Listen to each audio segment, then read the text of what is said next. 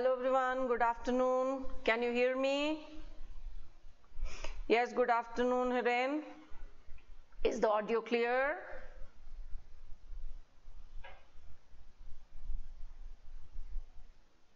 Hello, Amisha.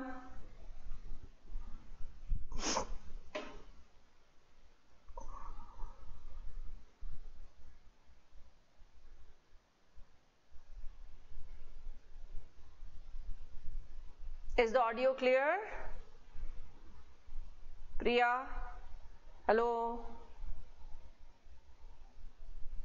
So good afternoon everyone, and I hope you have revised the earlier part, that is nasal chamber, and we will continue with nasal chamber, the other part, and then we'll talk about larynx, working of larynx, trachea, etc.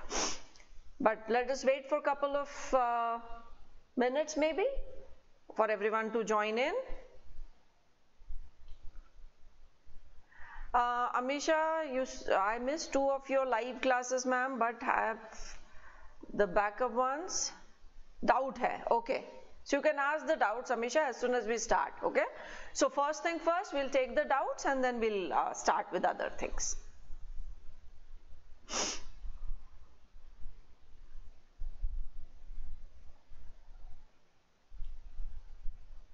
And what about others? Do you also have any doubt? Like Amisha has doubts. What about others? Priya, Hiren, what about you?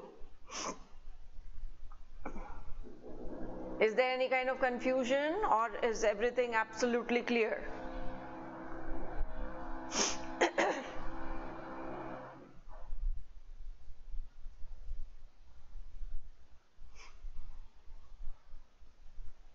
Hiren says, no ma'am, it is crystal clear. That's perfect, that's perfect.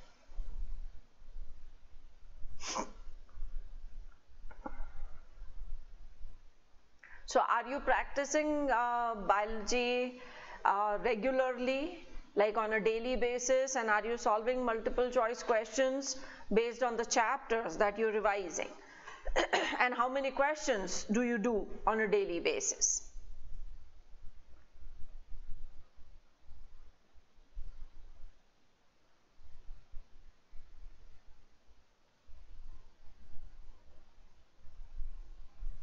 See, studying a particular chapter is important, but at the same time, after you finish that chapter, you go through NCERT and then start attempting multiple choice questions, so that you know that whatever you studied, are you able to answer those questions? Because those questions are based on your understanding of that particular concept. Last 32 years, okay. And how many questions normally do you do or do you solve on a daily basis? Only for biology I'm asking you. Hiren says you have an app, okay. And are these questions randomly asked or do you have like a timed test or something?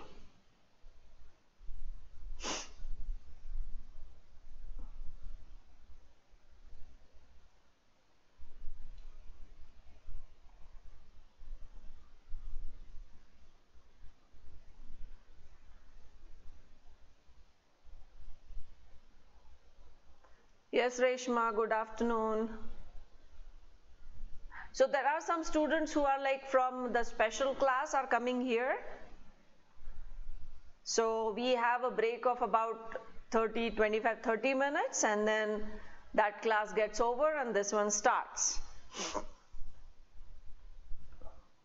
So some of you are like on both the places. That's good. That means you are doing 2 things simultaneously. Okay. See, Hiren, if it is not timed, you can sit with the timer on, right? The target is that in 1 hour we have to finish our 90 questions. 45, 45 and 90. This is how the distribution is. And I have seen that to solve those 45 questions from physics, students normally take 1 hour because it requires solving, numerical calculation and all those things. And same thing is applicable for your chemistry also. So 1 hour for physics, 1 hour for chemistry, and 1 hour is left for bio. But in bio, the number of questions is double. We have to solve 90 questions in that 1 hour. So the speed or the time that you should need or take to solve one question should not be more than 30 to 35 seconds. And that you will achieve only if you practice with the timer on. Because if we just sit for practicing, it is the whole day is available with us. So we can do whenever we feel like. Yes, Anusha, good afternoon. So it is always better that we sit with a timer on, and the target is that we should be able to finish 90 questions in 1 hour. This is our target. Alright, so let us get started with what we have for today's class. And before I forget, this is what we will be covering today. We will be talking about nasal chamber. We have done the first two parts, the vestibular part and the respiratory part. But we have to talk about the olfactory part. Then we will come to that area which is called nasopharynx. Then the structure of larynx and working of larynx. How the sound is produced. And then we start with the tube part, that is the tract part. And all those students who are coming here on this YouTube channel, and I don't know whether they have subscribed to this app or not, because there are students who are common on the special class as well as on this channel. So those who are on special class, they anyways have installed this Unacademy learning app. But those who are coming only on this YouTube channel and not using the app, because there are many interesting features which are on app. So install this app. The special classes which I am taking on app are also free, but there are added advantages. So if you have not installed this app, do it as early as you can, and then start attending the classes which are special. And in case if you have not taken the subscription yet, you need to decide on that also. The plus subscription is where you get all these features. But see, on the app there are free classes and there are paid classes, and there is going to be a difference. The paid classes are like where you have a structured course. Everything is going to be planned for you. That means a whole year syllabus, or maybe unit wise revision, or maybe a crash course or something. And the free classes are like just some chapters are being discussed there. So think about this plus subscription. And there is one more which is even advanced subscription, and that is called the iconic one.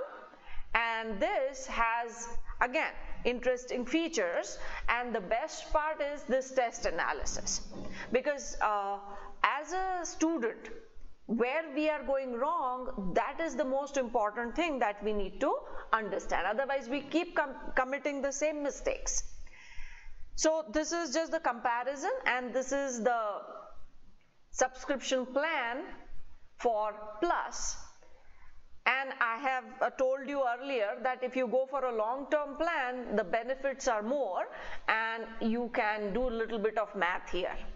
1 month is 6,300. If you multiply it with 12, the number is going to be different, and here you get a less amount. And that is because you are already offered a discount here. And if you use this code, you will get 10% discount. So decide on this subscription as early as you can, and this is for the iconic plan. This is 2 years. So if you are in 11th class and you target NEET after 2 years, then you can go for a longer term plan. And if you want 12-month or 6-month, all these options are with you. And don't forget, this is my code to use whenever you take the subscription or make the payments. These are the benefits of plus. Okay, so I told you that the first thing that we will take up is the doubt. Okay, so you can start asking your doubts. Amisha, you had a doubt, right? So ask that question which was not clear, and we will start with those doubts first, and then we will continue with the nasal chamber part. Okay, Hiren, that's a good, thing. If you use timer, it will help you a lot. Why is counter current better than co-current? See, co-current is when two liquids are flowing very close to each other in the same direction. Suppose these are the two liquids. One has water and other has blood. Okay, other has blood. Now, water is bringing oxygen. Blood has to take that oxygen. Suppose that this situation never arises, but for our understanding, say there is 0 oxygen here and 100 oxygen here. What will happen is oxygen is going to diffuse from its higher concentration to lower. It is a passive process, diffusion. This will continue when it is 50-50. Now, will oxygen diffuse from water to blood? It will not. That means blood is able to get only 50% oxygen and the water will leave with that 50% oxygen. Because in diffusion, it is movement of solute from the region of its higher concentration to its lower concentration. At equilibrium, this movement, net movement, is going to stop. This is co-current. Co is together and current is flowing. So if two liquids are flowing together in the same direction. Now what will be counter current? Suppose this is one liquid flowing, say this is blood flowing in this direction, and this is, say, water flowing in the other direction. Now water is going to bring oxygen and blood with minimum or less oxygen is coming here. Suppose it is 100 oxygen here in water. The blood which comes here has 0. So some oxygen diffuses here. Now water now has only 90. The fresh blood which comes here has 0. So more oxygen diffuses here. Blood has 50, the fresh blood comes here has 0, so more oxygen diffuses here. So this is going to go on and on and on. So in counter current mechanism, counter is opposite and current is flow of the liquid. So in counter current, more oxygen can be absorbed. And that is why it is better, because co-current will let diffusion take place only up to equilibrium. Okay, is this clear, Amisha? And what about others? Any confusion? Any other doubt?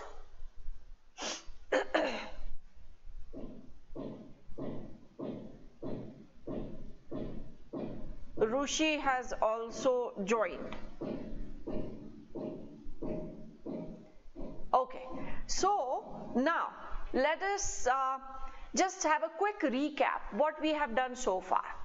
We started with, when we are talking the system, respiratory system, we said our system comprises of the nostrils through which the air enters, the tract, the respiratory tract, and respiratory organ, that is lungs, and then there is a diaphragm which is a muscular structure. So all these things make our human respiratory system, and we started taking individual parts. We started with the nasal chamber. Okay, so here also we will start with nasal chamber. That was the first thing that we were talking about. And in nasal chamber we have talked of two parts.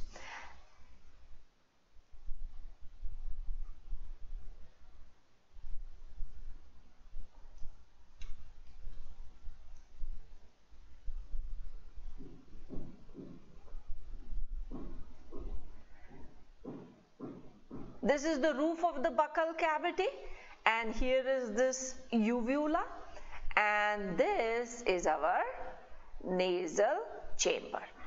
And the part that we did yesterday was the first part of nasal chamber, right? A, which was called the vestibular part, and we saw that it is lined with mucous membrane, and it also has hair.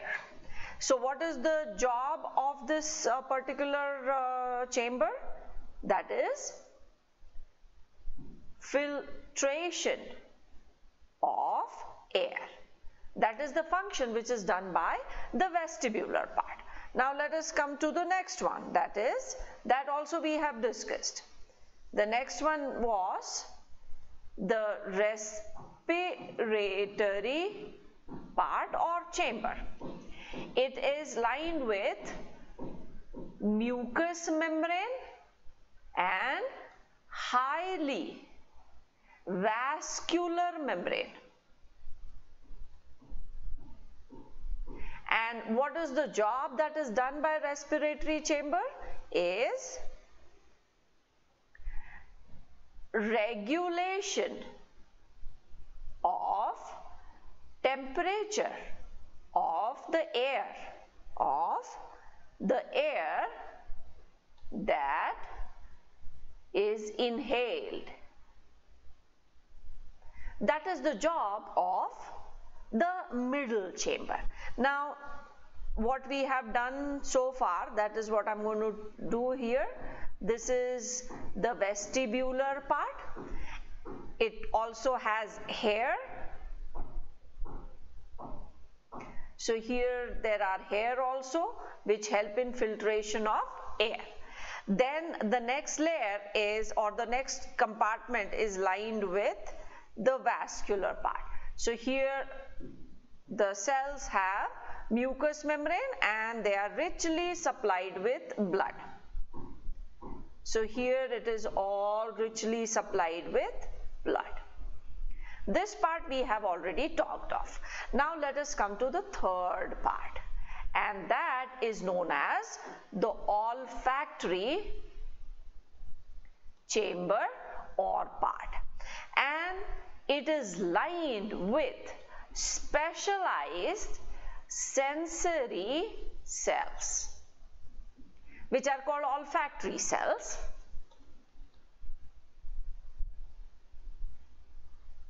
And these olfactory cells, they are responsible for sense of smell. Now how are these olfactory cells present? So if I just make this with a different color, so here the epithelium which is there is called olfactory epithelium. This epithelium is called olfactory epithelium, or there is one more name which is given to it, and that is called Cnidarian membrane.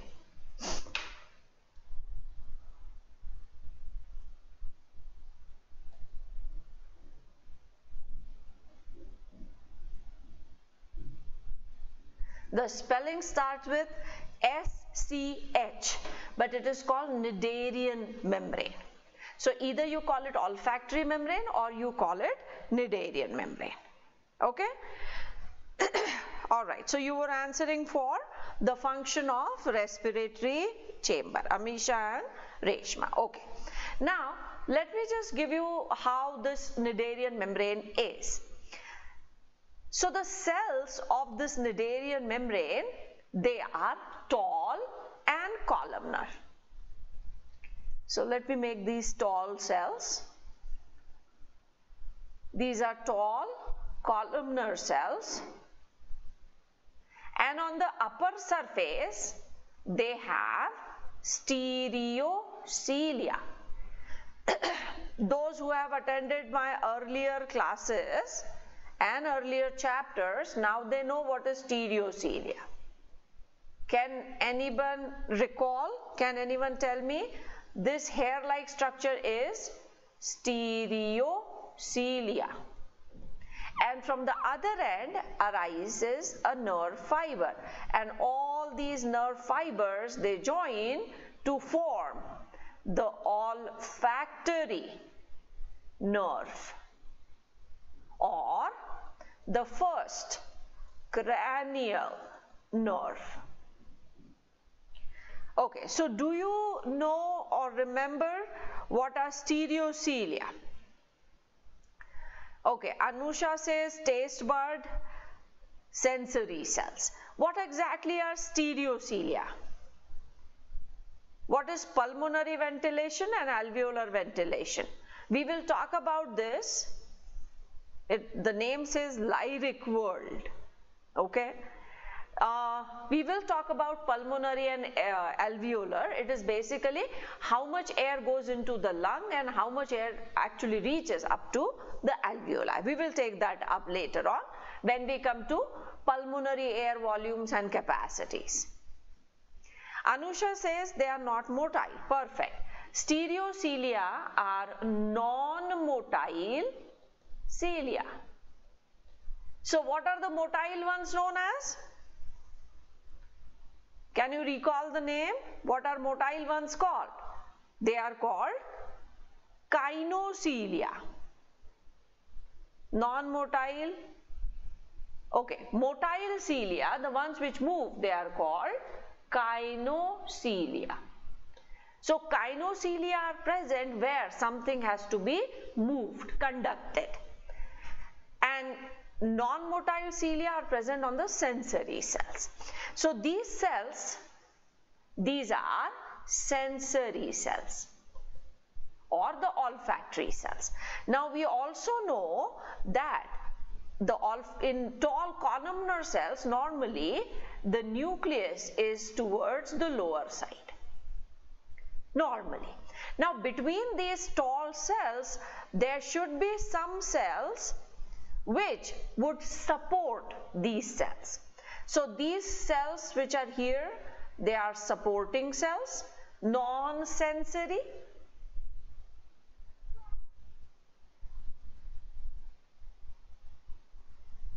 And these sensory cells, let me label this one as supporting cells.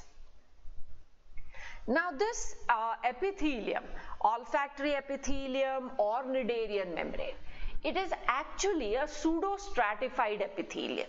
Now do you know what is pseudostratified epithelium? Pseudo is false and strata means layers.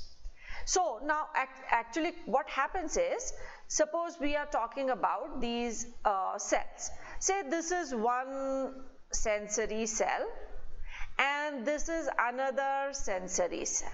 This is one, this is the next one. Now here the nucleus is here, and in the smaller cells the nucleus is even lower. So when you visualize this epithelium, you actually see nuclei in one line and in the other line. So it gives an impression that as if there are more than one layers, and that is why we call it pseudo-stratified epithelium. It is single layered, but it gives an impression because these sensory cells are of different lengths. There are taller cells and not so tall, that is little shorter cells, but they are columnar. They are column-like, but some are tall column-like, some are smaller column-like.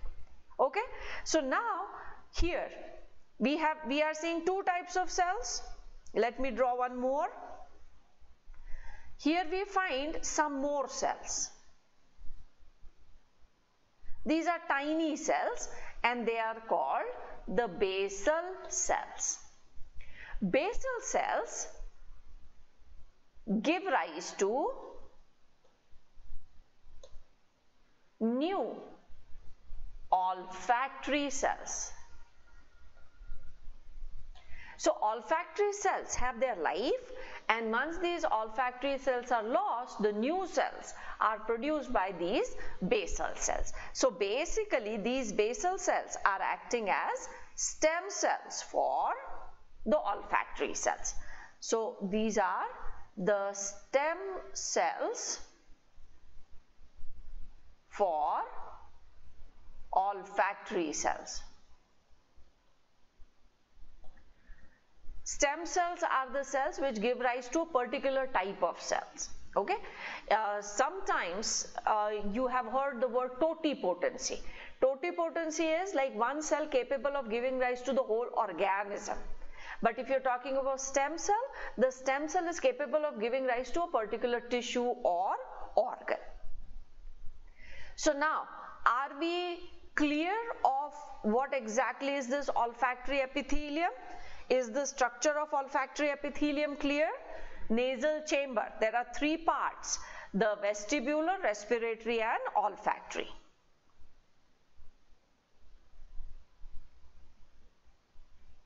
If this part is clear, then we are going to add one more thing into the nasal chamber.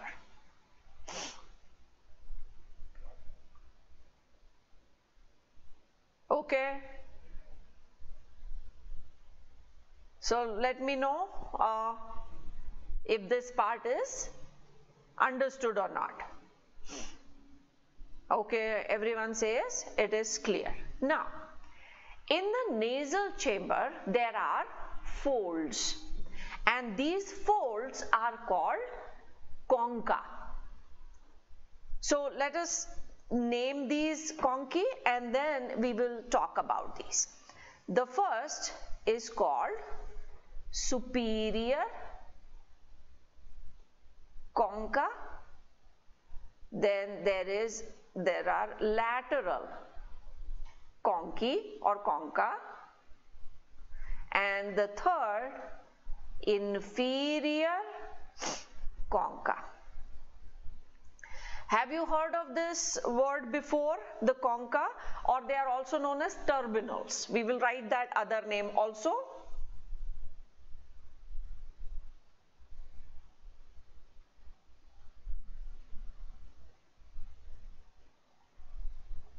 Have you heard this word concha before?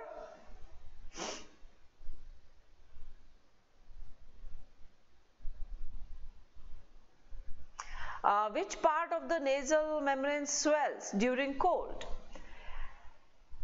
Wherever,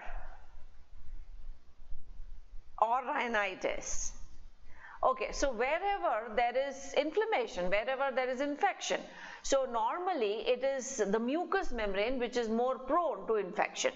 So either it is the vestibular part or the olfactory part.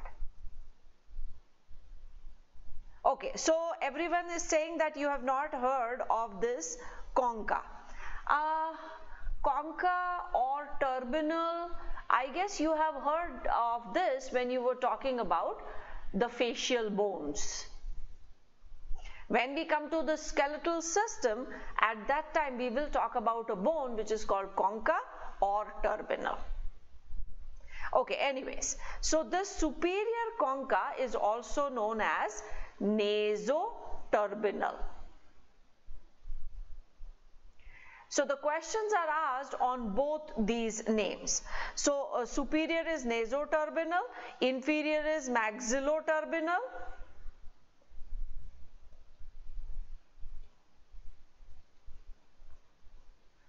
Both names can be asked, and the lateral are called ethmoturbinal.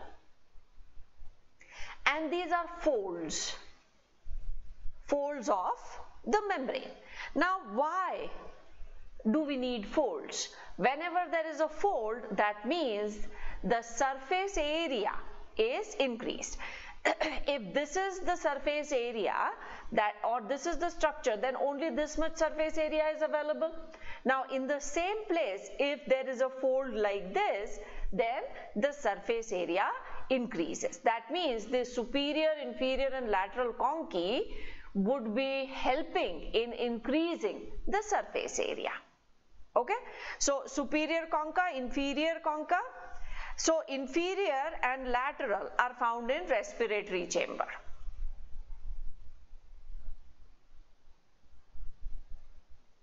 Inferior and lateral conchae are found here in respiratory chamber, and the superior concha is found in olfactory chamber. Superior concha is found in olfactory chamber. So now these are the two places where more surface area is required. In the respiratory part, which acts as a air conditioner or as an air conditioner, if more and more mucus has to evaporate, you need more surface area. If more and more heat is to be radiated, again you need more surface area. And in case of olfactory epithelium, more the number of olfactory cells, better is going to be your sense of smell, because if it is olfactory, suppose this is the olfactory chamber and here is a fold, so all these places will have these olfactory cells. So if more and more cells, we have better sense of smell. Okay, so is this concha thing clear? There are three pairs, a pair of superior, a pair of lateral, and a pair of inferior. So in the respiratory chambers, two would be there, that is inferior and lateral, on one side and on the other side. And in the olfactory, there is only one, that is superior concha. So we are done with the nasal chamber now. And let us not forget to label this part. This opening is called internal nares. And internal nares close when we swallow. And they are closed by this bulb-like structure which is called uvula, which is an extension of the soft palate. Okay, so now nasal chamber part is clear. Okay, now let us come to the nasopharynx part. If you talk about nasopharynx,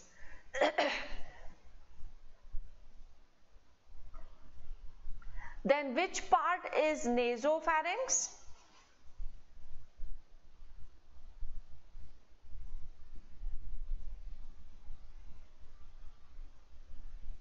This part or this structure is required for our reference. Here is our trachea, anterior tube, windpipe, and behind this is esophagus, and then there is a backbone. Okay?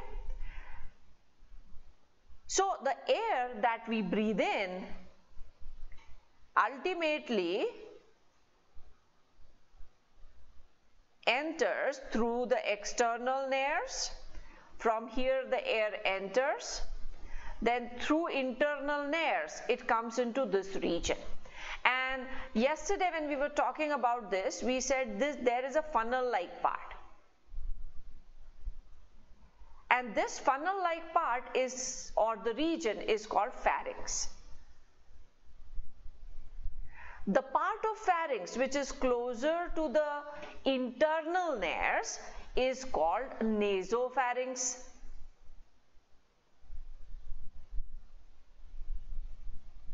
And if you try to visualize the pharynx, that posterior part, you open your mouth wide and try to see on the upper side, you will find there are these two internal nares, these openings. So these two, imagine you have opened your mouth wide and you're trying to see on the roof part, and on the side there are two openings. So these are the openings of internal nares, and this is eustachian tube. This eustachian tube, it connects middle ear to pharynx and buccal cavity. Okay, so this is what we are talking about when we talk of pharynx. The part here is tongue, then there are teeth. So this part will be called oropharynx. Oral for oral, oropharynx. And the part of pharynx which is close to larynx. Where is larynx? The larynx is here on the trachea, at the top part of trachea. This box which I have made is larynx or voice box. And this part which we see here, there is larynx. So trachea starts and right there is our voice box. So this part of pharynx is called laryngopharynx. Just now, I think Hiren wrote about rhinitis. I'm sure you have heard of laryngitis also. So it is inflammation of the membrane of larynx, and that normally happens when you scream or shout, or there is some kind of infection or inflammation, right, in the larynx part.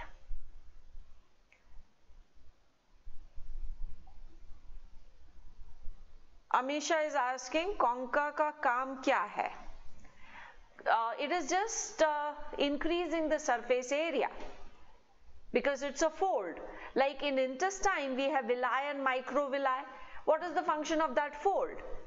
A fold normally increases the surface area. So if it is in the respiratory chamber, it will increase the surface area for mucus to evaporate or blood to radiate heat for air conditioning. And if it is in olfactory chamber, then it is going to increase the surface area where there would be more and more cells. Okay, so now we know the positions. So when we breathe in, the air enters through external nares, goes through nasal chamber, then internal layers, nasopharynx, and then through laryngopharynx, it enters into our trachea. So if we are talking about the trachea, we need to talk about the first part, and that first part is larynx. Larynx or voice box or Adam's apple.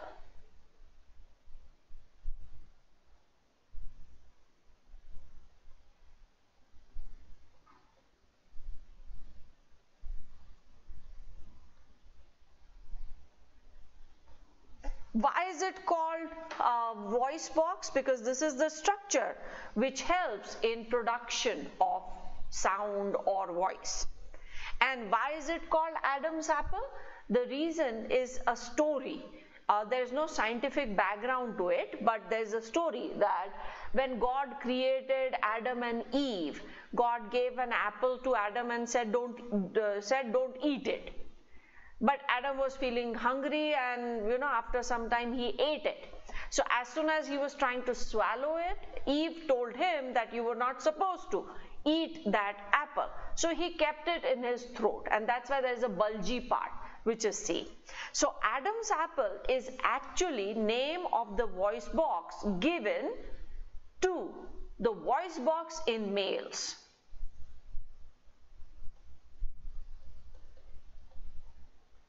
Because it is bulgy only in males, not in females. So we all have larynx, we all have voice boxes.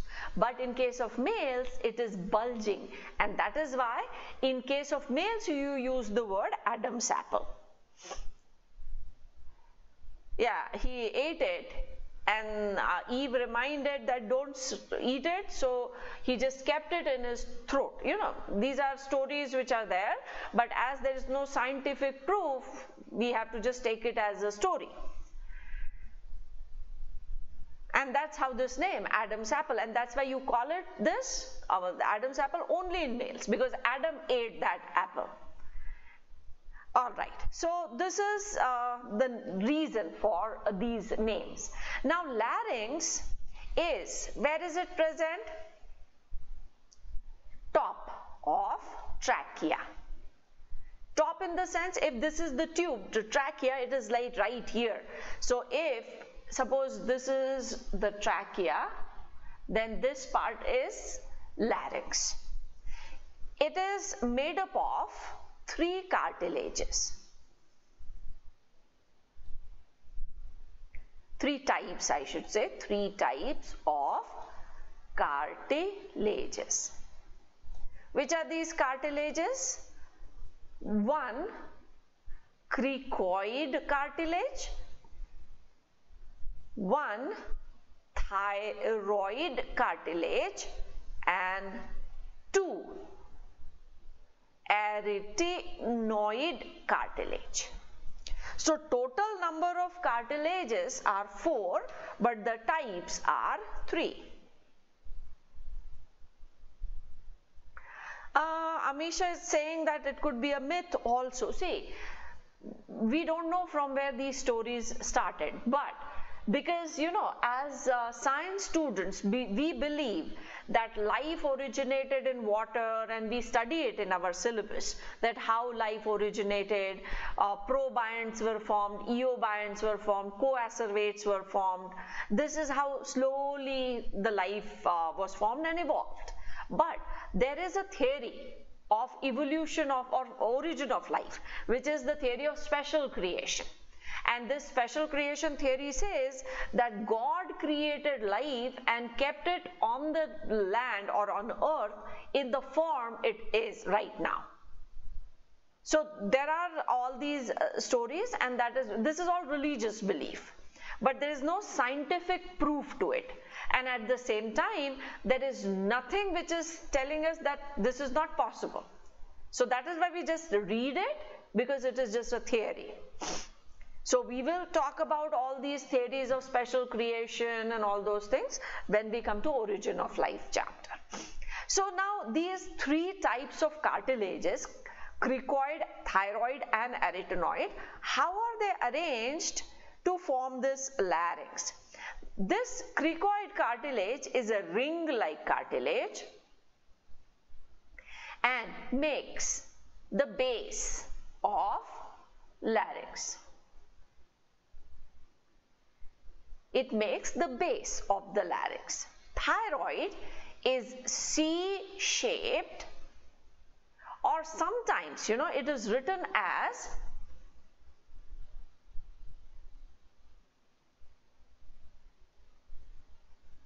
this is the shape which is given. It can be termed as I-shaped, it can be written as H-shaped, but most of the places it is written as C-shaped, and it is the largest of all 3.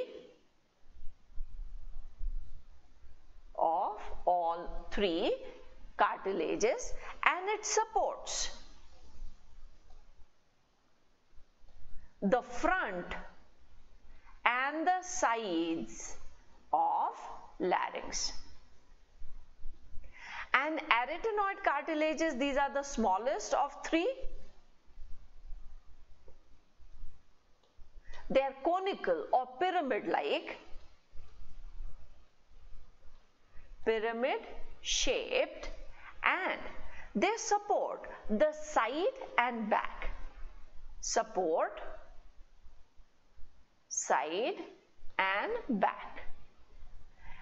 Now this larynx is made up of thin membrane, and these membranes are supported only by the cartilage. Now if this information is given to you that it is a cricoid cartilage, there is thyroid cartilage, there is arytenoid cartilage, then are we able to visualize the structure of larynx? Can we visualize how exactly our larynx is? How do you think our larynx is?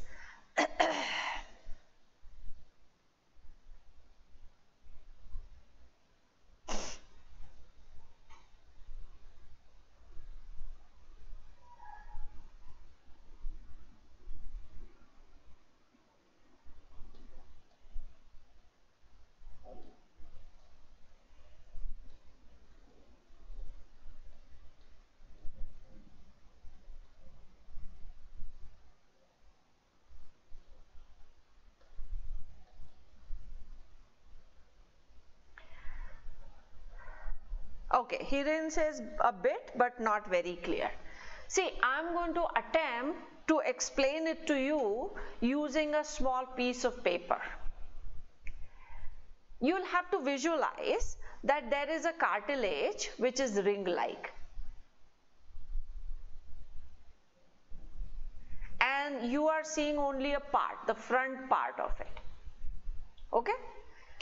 See, I have a piece of paper with me and I have made some parts here. Say this part, the lower line which I have made is like cricoid cartilage. So if you make it into a tube, hold this tube like this makes a complete ring. Okay? So this is your cricoid cartilage. Is cricoid cartilage clear? It's a ring-like cartilage. So this is our larynx, it's a tube. So this is the top part of the trachea and then the trachea is going to continue from here. So if you see it from the front, what is visible to you is this part only. But if you see it from all the sides, it makes a complete ring. So this is the lowermost cartilage, which is cricoid cartilage, ring-like cartilage. Now, the second cartilage, which is the largest of three, is thyroid cartilage. The one which I have made with the red or maroon thing, it has this upper part, this middle band and this lower part. So when again we make a fold out of it, suppose we fold it like this, then what do you see? You see that the front of larynx is completely protected by this thyroid cartilage. The sides are protected. Here also the sides are protected, right? So it protects the front and the sides. Now let us see it from the back side.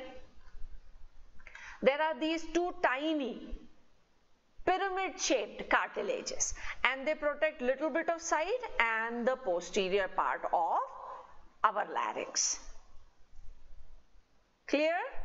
Now will you be able to visualize where is cricoid cartilage, where is thyroid cartilage? So now we know when we talk of our larynx, what exactly is there. So there is a ring at the base, there is one big cartilage which covers in the front and then there are arms which are covering it on the sides. And this is a tiny cartilage.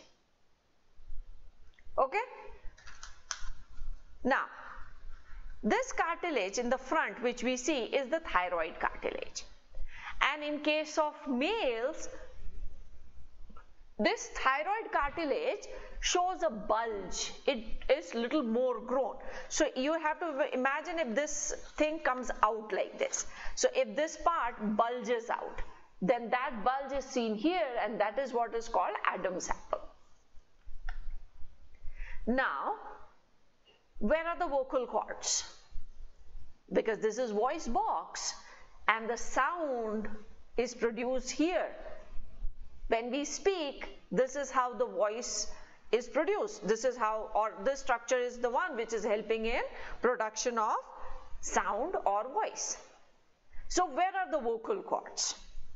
So if you're looking at it from the top, this is the front side, this is thyroid cartilage. Okay? This is the back side and here are those two arytenoid cartilages. From here, there is going to be a flap. The flap is like this and the flap is going to close the opening.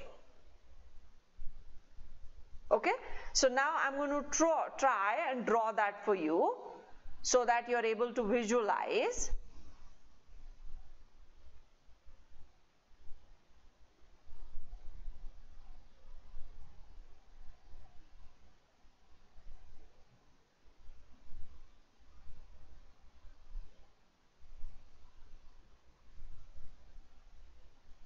This is cricoid cartilage. This is thyroid cartilage.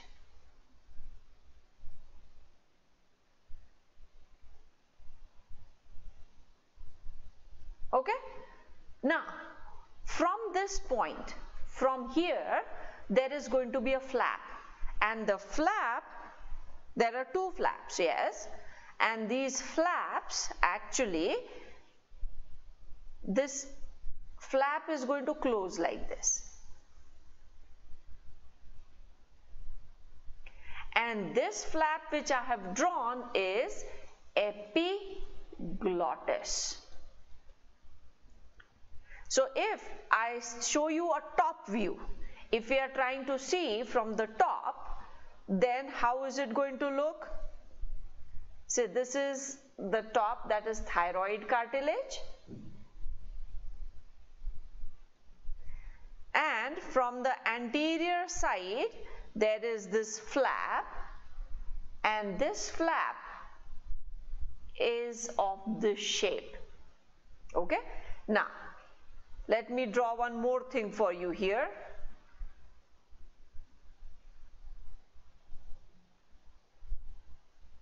Here are these folds, which are the vocal cords. So where are the vocal cords? The vocal cords are here.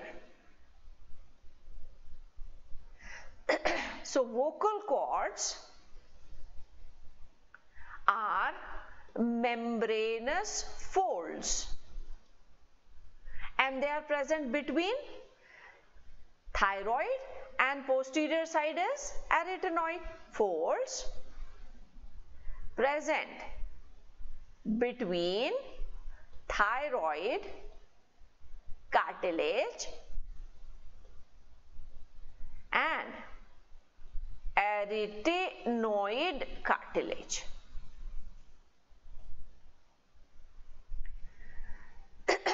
So you'll have to visualize that these folds are like this, the two vocal cords, they are like this, and there is a wedge shaped space between. This space is glottis. So again, if we draw this opening here, these are vocal cords. This is what you're seeing from the top. So this space, this opening is called glottis.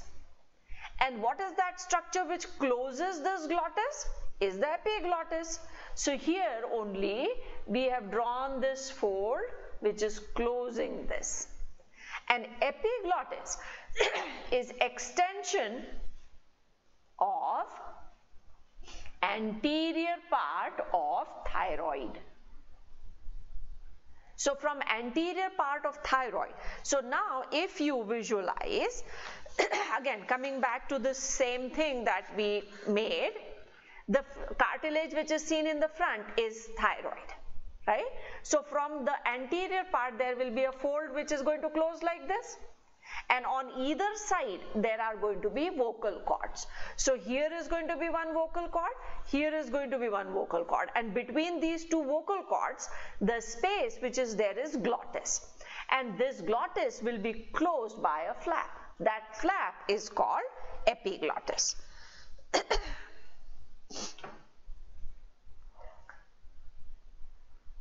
There are two flaps which vibrate when the air passes through them. Okay, we will talk about how is the sound produced, but is this much structural part clear, and then we'll take a few more important things. Yes, heart shaped is like that, hypothetical, I agree, not the real heart shape.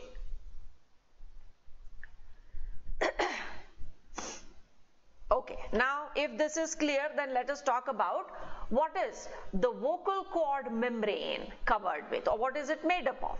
It's a thin membranous fold, vocal cords, okay?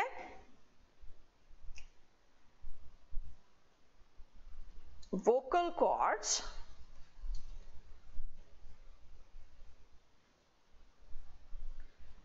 are lined with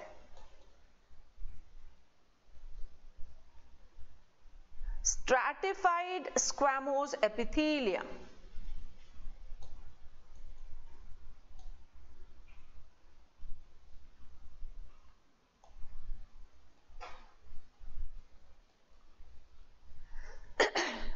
Only vocal cords is what we are talking about.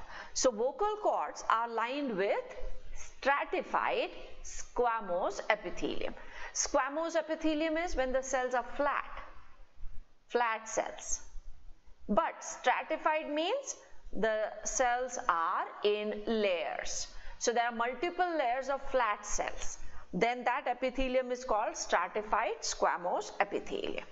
Now, up till this part, is the structure of larynx clear? Where are these three types of cartilages? How is the vocal cord, or how are the vocal cords placed? And then we will come to the sound or voice production, and what is that structure which is called glottis, and what is epiglottis. Okay? The glottis is a slit-like structure between the two vocal cords.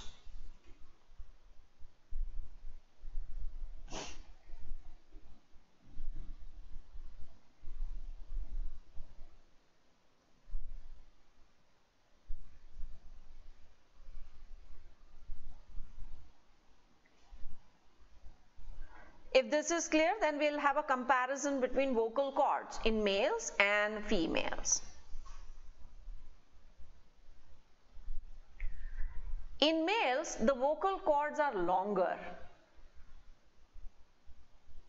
In females, they are comparatively shorter. Now, okay, clear, everybody says clear. Alright, so in males, when we say it is longer, it is about 2.5 centimeters, and in case of females, when we say shorter, it is about 1.7 centimeters. This is just a comparison between the length of vocal cords in case of males and females. So now we know the structure of larynx. Where are these vocal cords present? Where is this glottis, and what is that structure which is closing this glottis? Because it closes it from the top, it is called epiglottis, and this epiglottis is a fold of the, or from the anterior part of thyroid.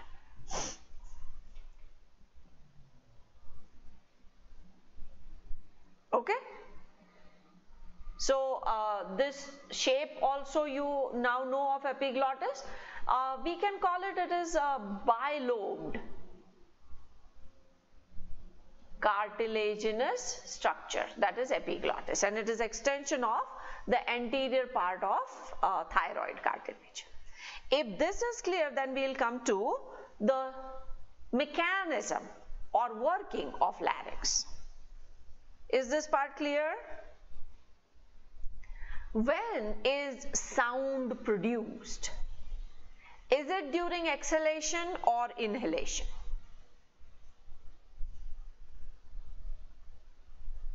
The normal sound production, like when we are talking normally, then when is it happening? Is it when we are inhaling or when we are exhaling?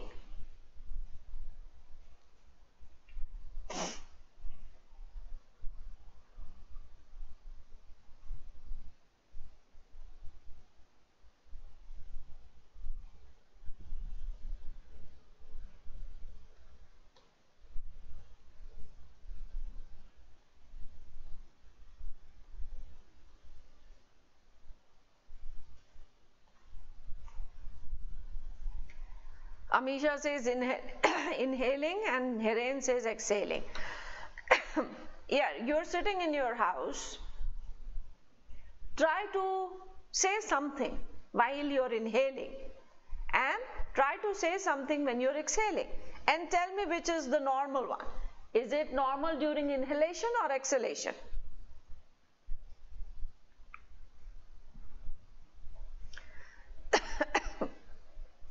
Amisha says both. Yes, the sound can be produced while inhalation as well as inhalation, exhalation as well as inhalation. But in which process is it normal? Amisha says both. Let me see, others I guess are trying it out.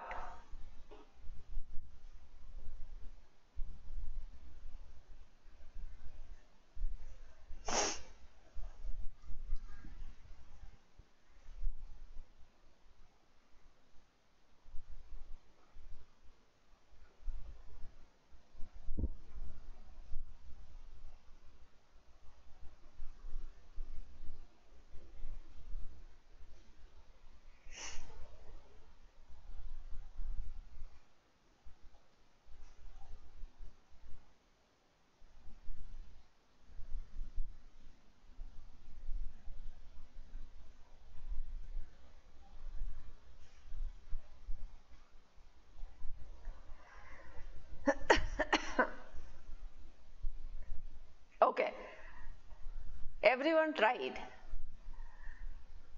Hiren also tried, Amisha. See, you can produce sound while inhaling as well as exhaling. But I said, will you be able to speak properly during both? So you have to speak a sentence while you are inhaling and speak the same sentence while you are exhaling.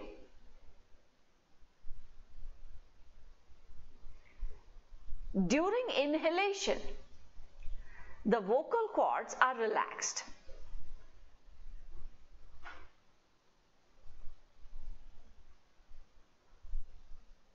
And the glottis is wide. You know, the slit which we are talking about is glottis, and these flaps which I have drawn here are the vocal cords. Now during exhalation, when we take in the air, the vocal cords, they are relaxed and they are like apart. But when we exhale, they get stretched and come closer. Now if air has to go in through a wider opening and come out through a narrower opening, so when the air comes out, it hits on these flaps, the stretched vocal cords. And when we are exhaling, the air is hitting on these stretched vocal cords, and that is when the sound or the voice is produced. So during exhalation, the vocal cords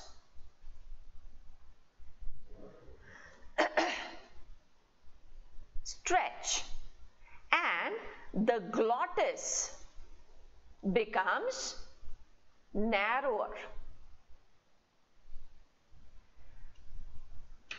Right? So sound can be produced during inhalation and exhalation both, but a proper voice, articulated voice, can be heard only while exhalation. Okay? So this is, are the flaps more stretched in case of females? Yes, and that is why the voice is shrill. You know, I know you must be knowing how to whistle. So if you keep your lips wide open and blow air through it, are you able to whistle? So if you have to whistle, you have to narrow down that opening. Then only that sound comes, that is what is known as whistling. Same thing happens here. So if the opening is wide, the air goes in, inhalation. When the air has to come out while exhalation, the vocal cords stretch. So one, it is a stretched flap. Secondly, they have come closer. So when the air comes out through that narrower opening, it is going to hit on the vocal cords. And that is when proper sound is produced. So you can practice it.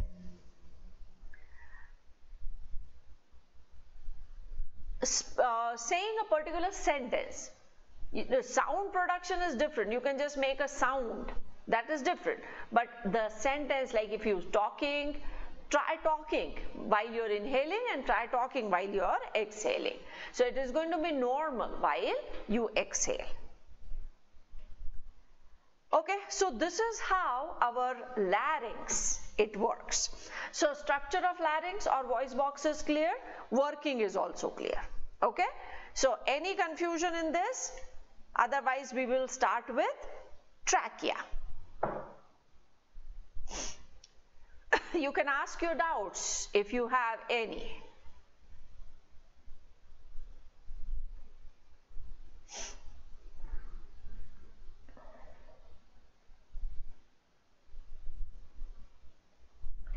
What about when we talk after running?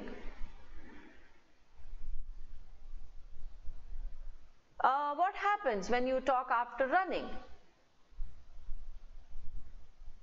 Your breathing is faster, and if breathing is faster, then you have to take space so that you are able to inhale more. So you may not be able to speak in a continuous manner, probably because you have to breathe a little deeper. this is, they're just going to change a little bit. Yes, breathing rate gets faster. Hiren is liking this very much.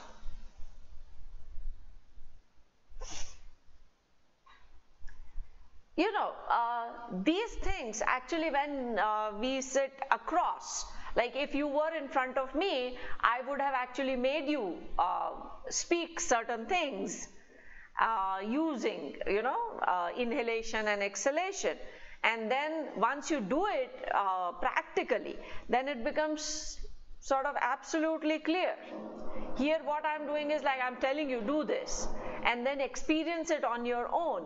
But here maybe, in a classroom you make somebody stand and, while inhaling say something, while exhaling say something, then that is easier to understand also. Well, so there is no doubt in larynx structure and its function.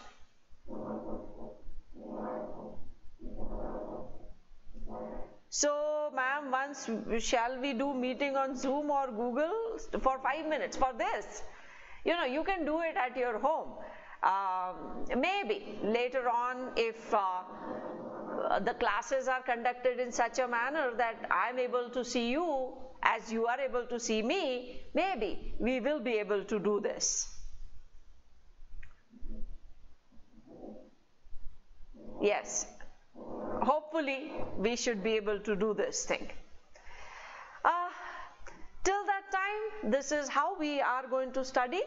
But yes, if you do it on your own, then also you'll realize that it is better when we talk while exhaling. Okay, coming back to the respiratory tract, and that is, now we are talking about trachea, that is windpipe, commonly known as windpipe. It is anteriorly placed. So when you see yourself from the front, right here, when you touch your neck, this structure which you feel is actually your trachea. So let us write down few important things about trachea. It is about 10 to 11 centimeters long tube. And what is the job of this tube? Its job is to conduct the air. So the air which we breathe in, now that air from internal nares through nasopharynx, through laryngopharynx has entered the glottis, and through glottis it is going to come into the trachea. So this is our windpipe. It is anteriorly located.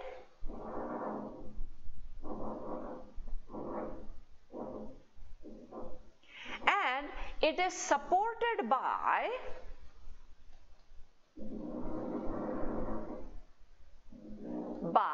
C-shaped cartilaginous rings.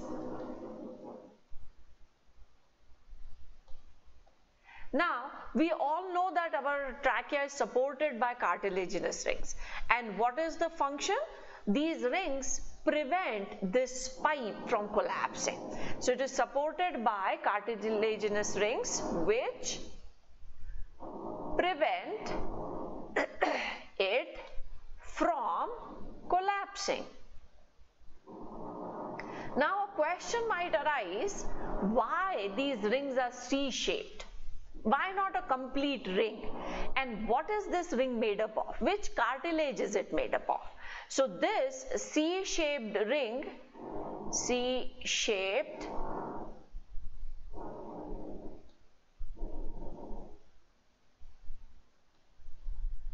is made up of hyaline cartilage. I'm sure you've studied these cartilages. Fibrous cartilage, white fibrous cartilage, elastin cartilage, hyaline cartilage. Hyaline cartilage is glass-like, more or less translucent because it is without fibers, or the fibers which are there are negligible. Now, the interesting thing is, why C-shaped? And where is this C? C means it is incomplete somewhere. So this pipe which we have in our neck region, it is going to have rings like this. So it is going to protect the trachea from the front and the sides. Behind this trachea there is one more pipe, and that is esophagus.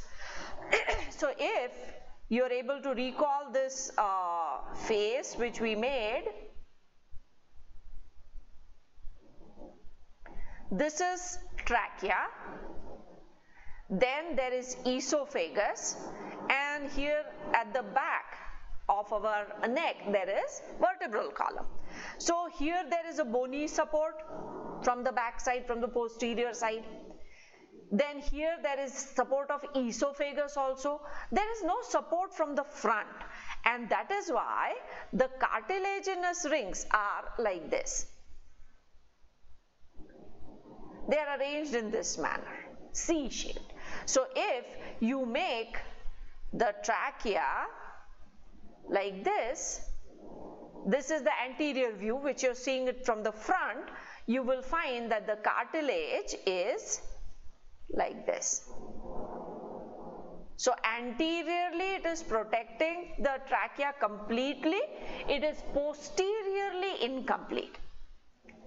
It is posteriorly incomplete. And the reason is, posteriorly trachea is supported by esophagus and backbone, as trachea is supported by esophagus and backbone from posterior side. How many of you are aware of anterior, posterior, dorsal, ventral, these things?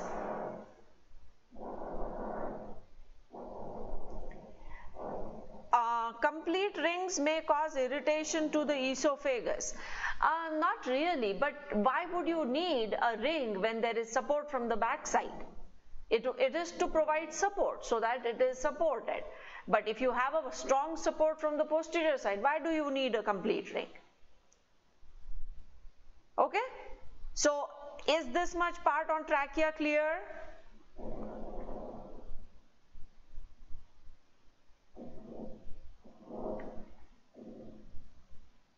If yes, then let us add one more thing. Trachea is lined with pseudostratified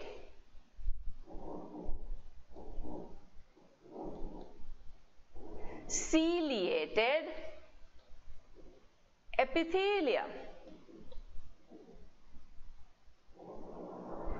Pseudostratified, that means again multiple layers, and it is ciliated. And this is the most interesting thing. Suppose this is our trachea, and here is the lining, pseudostratified, we are not drawing that, and there are cilia. And you know, these cilia, they move in such a manner that the mucus or whatever is produced, like the dust or whatever enters, has to be thrown out. So if there is a tube, the movement of cilia is going to be like this. So when the cilia move like this, they are going to push everything out. What is that thing? Suppose you inhale and there are some dust particles or something which goes in. Yesterday we talked about that we should be inhaling through our nose because there is a filtration compartment, there is an air conditioner compartment, so filtered air will go into our trachea. But while we are talking, we are inhaling and exhaling through our mouth. So during this time, you find that dust particles also enter into our trachea, the air which has dust or germs or whatever.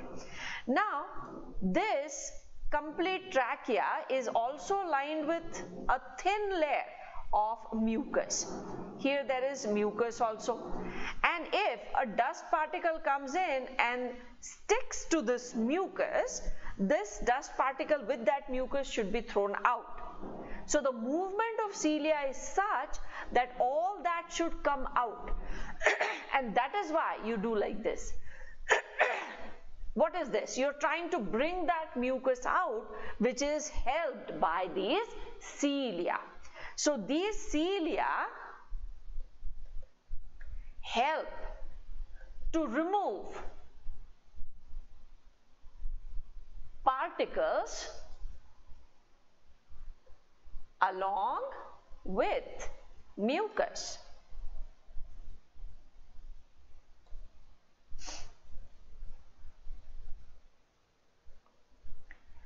Amisha is asking, ma'am, how does our body know कि O2 को ही inhale करना है? We are inhaling the air. When the air is around us, can you see oxygen? Can you see carbon dioxide? Can you see nitrogen? These are colorless, odorless gases. We cannot even see them. So how would body know that this is oxygen and this is carbon dioxide? When we inhale, the complete air goes in, and there the oxygen diffuses in. Why only oxygen diffuses in? That is the thing that we have to study. That we will talk about when we come to the exchange of gases. We will take that up. So is the trachea part clear? The cilia help in expelling the particles. Okay? One more important thing. We have talked about C-shaped cartilages. They are made up of hyaline cartilages. They are posteriorly incomplete. What is their number? What is the number of these cartilages? Their number normally varies from 16 to 20. So we have either 16 to 20 C-shaped cartilaginous rings which support our trachea. Okay, now anything else?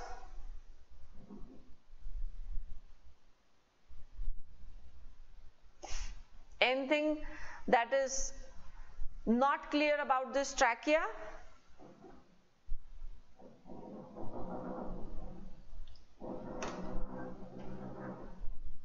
Okay, so before we take up bronchi, let me just go back to what we talked about today.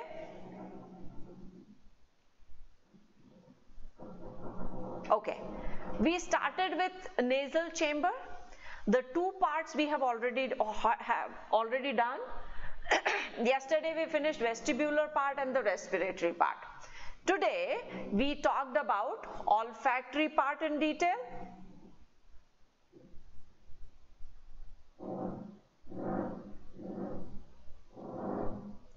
The olfactory chamber, and we also talked about the olfactory membrane, which is also known as Cnidarian membrane.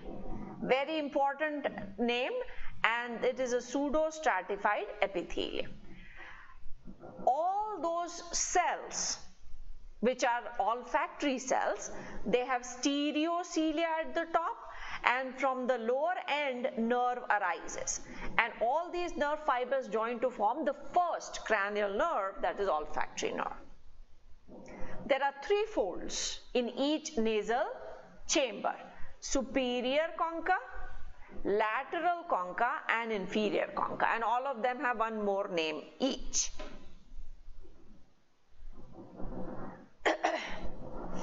What is the function of these conchae? They increase the surface area.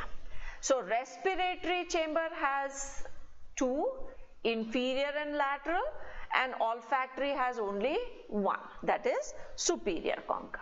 Okay? Alright. Then we came to nasopharynx. Which area is nasopharynx? It is the part of the pharynx where the internal nares open.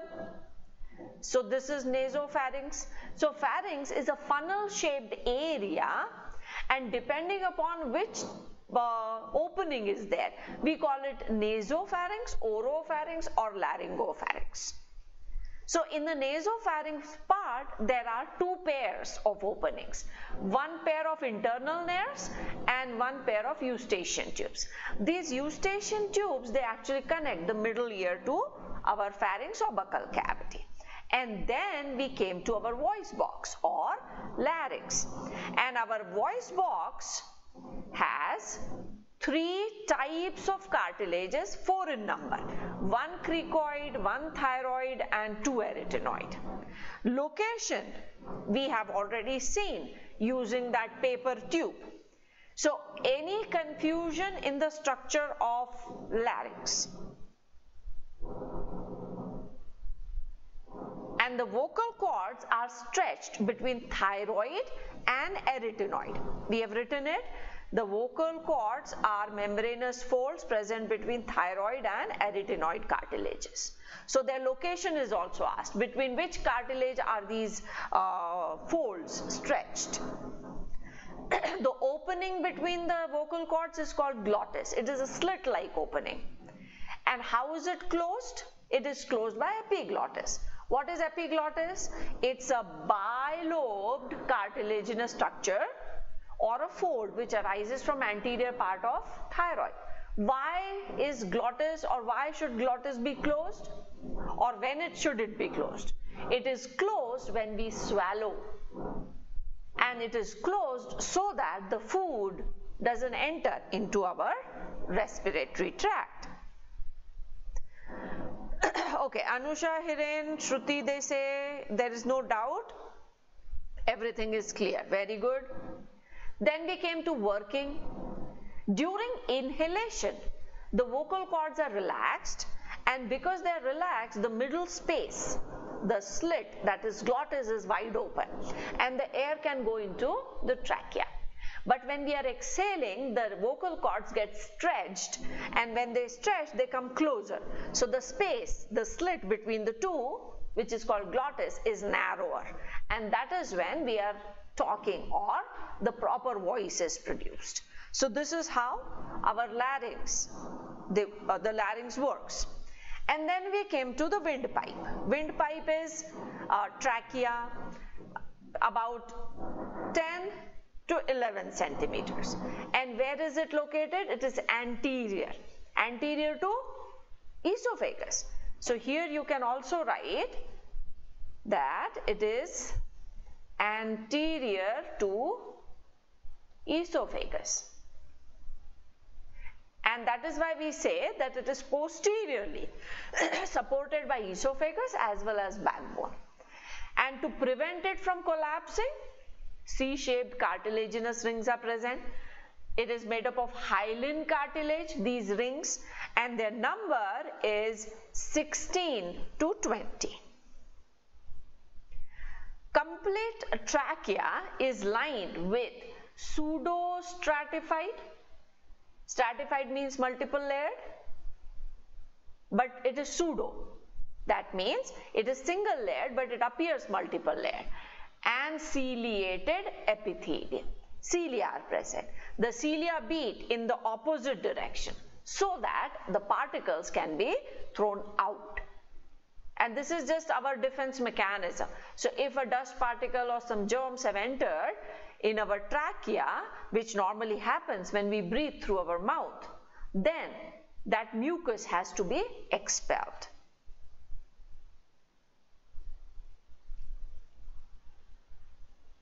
Okay, so we have reached up to trachea, and after trachea we have to talk about bronchi. So what exactly are bronchi? These are the branches. So if this is the trachea, it is going to divide into two branches, and these branches are called bronchi. The first branch will be called primary bronchus, then secondary bronchus, then tertiary bronchi, and so on.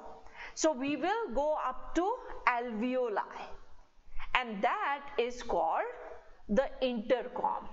So here there is branching and branching and branching. So we will draw that also, and we will understand how ultimately the air reaches up to the alveolar sac and up to the alveoli. Now this first branch, they are called primary bronchi.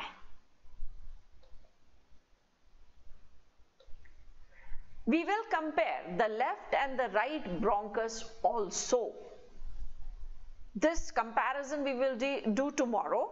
After the primary bronchus is going to enter into the lung, now the primary is going to divide, and after division the next branch will be called the secondary bronchus. The secondary will divide further and we will have a third branch, the third time branch. These are called the tertiary. So these will be called secondary bronchi, and these are the tertiary bronchi. And even bronchi are supported by cartilaginous rings. Supported by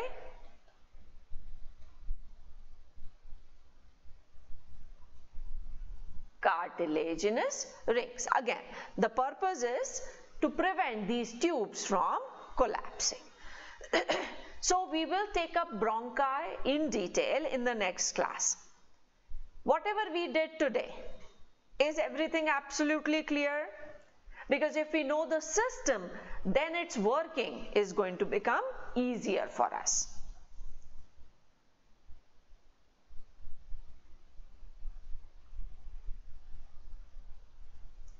Structure, how everything works. Okay, Amisha has said everything clear. What about others? Is every part structure clear? Shruti also says yes. Hiren also says yes. Very good. So Amisha, Shruti and Hiren, three of them have given the answer that everything is clearly understood. What about others?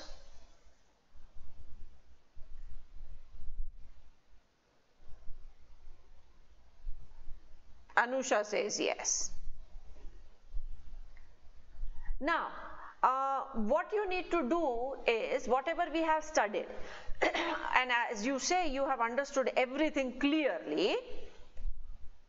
Ravi also says okay, Kalai also says yes, very good. Ravi, Anusha, everything clear, perfect.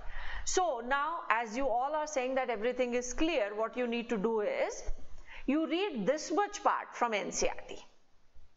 And then try to see whether what you have understood here is also clear when you read the bookish language. Okay? So this is the homework for you. Whatever we have done today, you revise it. And don't forget to read NCERT. Because in NCERT everything is given. Only thing is the language, because here we use these kind of things, like I made this for you to explain the larynx structure. In book there is a different way of explaining, and that is what is called the bookish language. So when you read that, I want to know whether that language is clear to you or not. Because yesterday some of you were telling me that we need to read NCERT also. Okay, so everyone is saying that they are going to read NCERT. Very good. So now in tomorrow's class what we will do is we'll start with bronchi, primary, secondary, tertiary and finer branches, and then we will also take the next structure, that is the detailed structure of lungs, what exactly is inside and how they work. And then once we are done with the complete structure part, then we will come to the working, that is breathing mechanism, exchange of gases, transport of gases, and then how oxygen is actually released to each and every cell which is used for its aerobic respiration.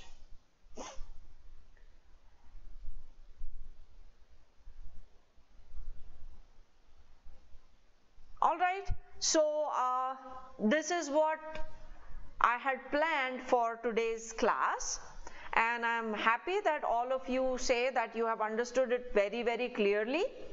But don't forget to revise it and go through the NCERT, okay? And the last thing, If you have not subscribed to the channel, do it so that you keep getting the notifications, and those who have not taken the subscription plan, they need to do that. And don't forget to use my code, that is Neela, and you will get 10% discount once you use that code. Any doubt, any confusion? We still have a minute, we can talk about it.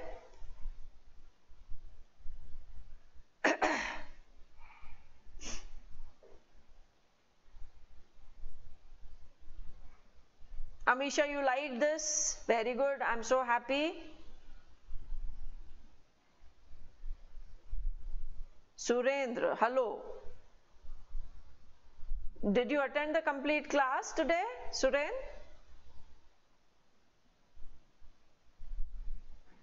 Anusha says superb class, I'm so happy. So, you know, once the students understand everything, my job is done.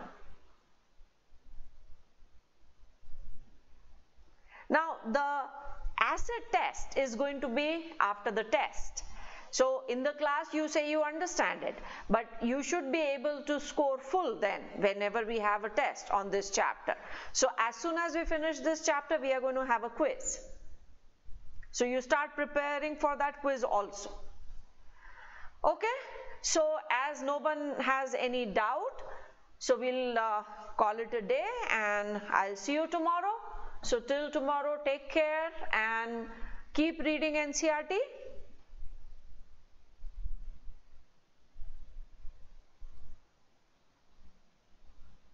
Hiren has something to say. Sometimes I don't fully believe that epiglottis might not prevent me from choking. See, it is a structure and it has to receive the stimulus from your brain, and all the things are working continuously. So some things sometime may go wrong and that might result into choking, but normally it happens when you talk and eat or swallow simultaneously. Now you're swallowing saliva also while you're talking, so the path of these two is anyways getting overlapped. So we have all the structures like to close the internal nares, to close the glottis, but still if you confuse your system is going to somehow react to it. All right, okay, so bye for now, see you tomorrow.